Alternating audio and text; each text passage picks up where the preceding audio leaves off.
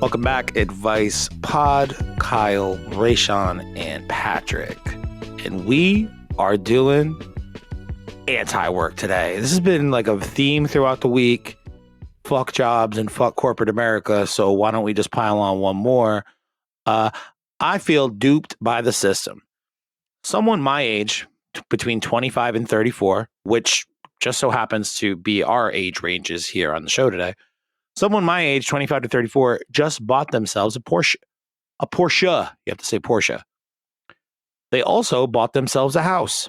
This person did not do well in school and never attended college, but they're conceited, narcissistic, charismatic, and attractive. They don't do traditional work. They post on TikTok and Insta for more money than most people make in a year. This person can barely string a coherent sentence together, but they do it with flair, so it doesn't matter. They are aggressive with claiming their space, drawing attention, and earning as much as possible because, quote unquote, they're worth it. I feel duped because I was indoctrinated with this idea that you work hard, study hard, get a degree, know your shit, stay in your lane, get a good job, and be a good person. I feel like I don't get anywhere in life. It's not about the Porsche, but I couldn't even purchase a scooter if I wanted to. I work hard, try to be nice, got my degree, keep up with my industry, try to know my shit. But one thing is, I don't believe the sun sets when I sit down, so I don't loudly advertise myself. I thought being good is enough. I feel duped. So this is an interesting post in that there's really no advice being asked for here. This is somebody just very clearly having a meltdown over the fact that social media influencers exist and they don't have to be super talented or anything because they're attractive, right? Yeah, I feel it. But see, the thing is, the way you were taught, the thing they should have told you is you need to stay with the times. And basically, going to school and going to college isn't the most financial or profitable way anymore. A lot of people can find money just using their phones and make way more money than a lot of people. So I mean, it's just best on the advantages and the things you can do. Because I mean, there's average people who can get online and make decent livings just by just doing YouTube videos and stuff. So I mean, what you need to do is you need to get out of what your mindset is of what you are doing. Feel like you gotta hustle every day and go to work. Maybe you need to take some time out and learn more about the social media thing and figure out how you can get yourself into this game and you can be buying yourself Porsches. And you know, though, I don't know if it's about them being jealous about social media. I'm not saying even being jealous. I'm just being, you gotta be up with the times. Because I mean, there's just new ways of making money versus just going to school and getting a degree. You know what Patrick, I mean? you probably went to school and got a degree, right? You run like an analytics team for a fucking casino in Las Vegas. So you definitely had to go get some math degrees or something, right? I do have some degrees. You know, it's funny because I do think our education system's a racket. No child left behind. Thanks, George Bush, you fucking prick. Yes, seriously. Terrible system. I think college is a scam for a lot of people. I don't think community college is a scam. I think that there's a lot of opportunity at cheaper colleges. It's a lot of the more expensive things where you're paying literally 10 times as much for the same thing. I think this person is feeling a broken system and they're personifying it as this influencer.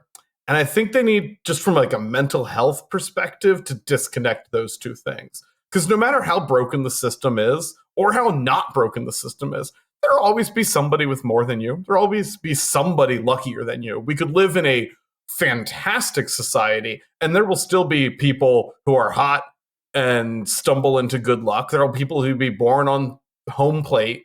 You just can't.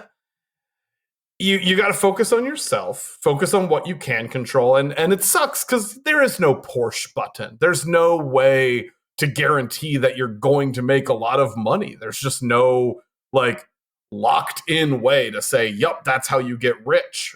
But think about what makes you happy. Like, think about the people in your life. Try to find the small joys where you can be angry about the system, be fucking pissed about it, vote against the system.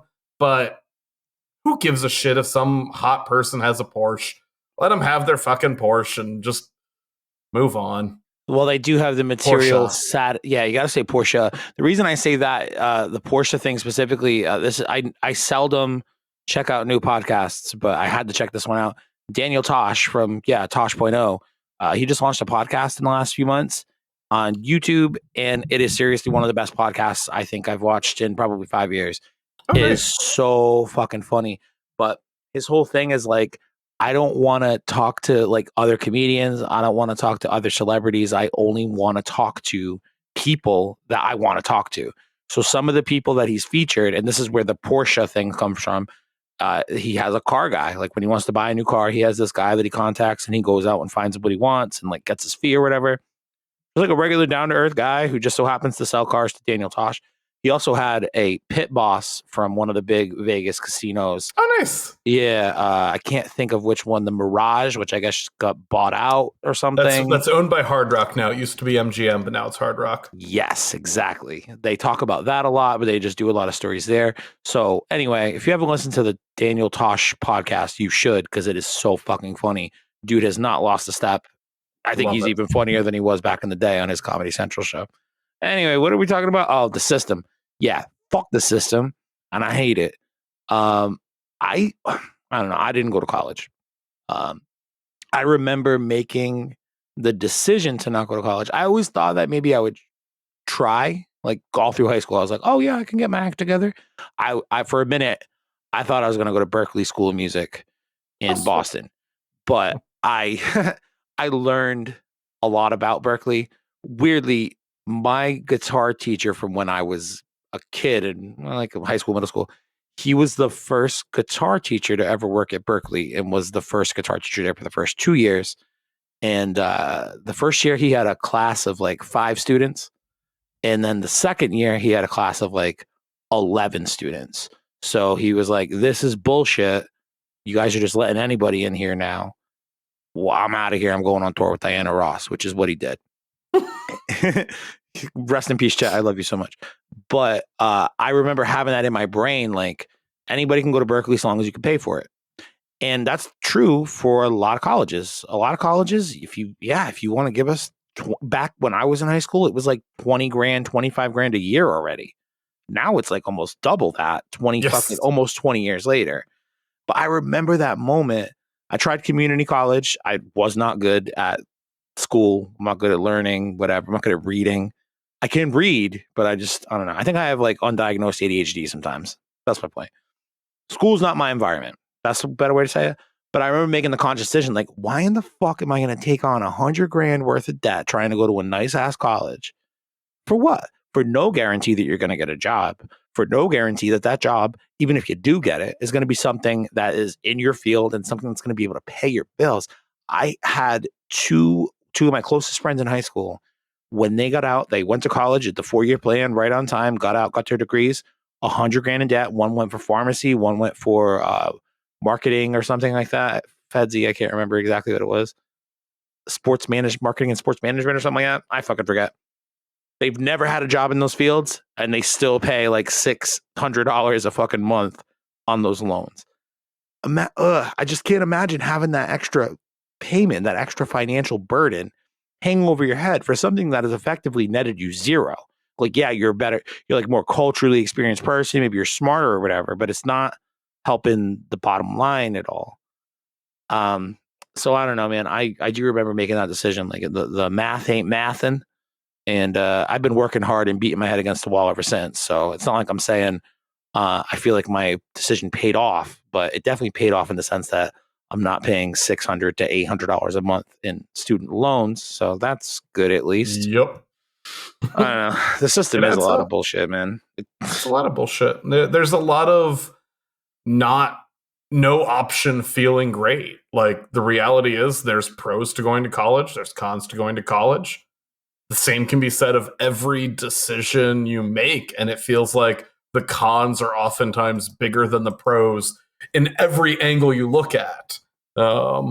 And it's a tough spot to be in. Mental I'm honestly health-wise. trying to like determine or think like, do you think this person has a bigger beef with the bullshit, bill of goods he was sold by America writ large with the whole get a degree, work hard thing? And that's a fucking myth, obviously. Do you think he's more miffed with those motherfuckers? Or do you think he's more upset with like the social media influencers who get hundreds of thousands of dollars for not working super hard and not being particularly talented to just like look good or whatever? I think both. I think both too, but I think the system is more wide. Like that's where he started from. And then, well, I guess not. He kind of really did start from like this dude. He literally says, someone my age bought a Porsche. So maybe it's not the system. It's like he's mad that person figured out a way to get past the system. You know what I mean? Well, wouldn't you be, man? Like, we've been making anime podcasts for years. We ain't shit. We ain't nobody. We don't make no money. But then when I see a couple of fucking chuckle fucks with a few 100,000 YouTube subscribers who do essentially the same shit we do, but like with a higher production budget and really nothing else in terms of like value of their comments or thoughts or whatever. Sometimes they're funnier. Sometimes they're not funnier. But they're making thousands and thousands of dollars off their podcasts a month. We do it because we love it. That shit don't go up your butthole the wrong way sometimes.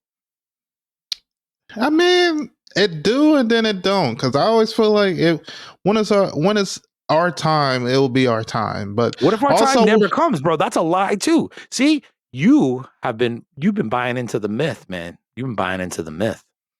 But also, I feel like sometimes you assume you do as much work as a lot of other podcasts, but then you realize like they be pitting in a lot of work, like you know what I mean. So it's just you never really know. Anyway, don't be a butt cheek. I guess, man. Don't let us know. Do you feel duped by the system? Is the system butt fucking you too? If it is, let us know in the comments down below about all the specifics of the butt fucking. Make sure you like the video. Oh shit, like the video right now because Patrick's doing a sexy finger hole thing with his hands. And this was the butt, and this was the fucking it. Oh, yeah. Ooh. Yeah, that. Ooh. Oh shit. Shit. It's stuck. It's like a Chinese finger trap now. Make sure you like. Oh Jesus! Make sure you like the video. Was that too vulgar? No. I mean, I've yelled spit on it a few different times. Never when things were in my ass though. Okay.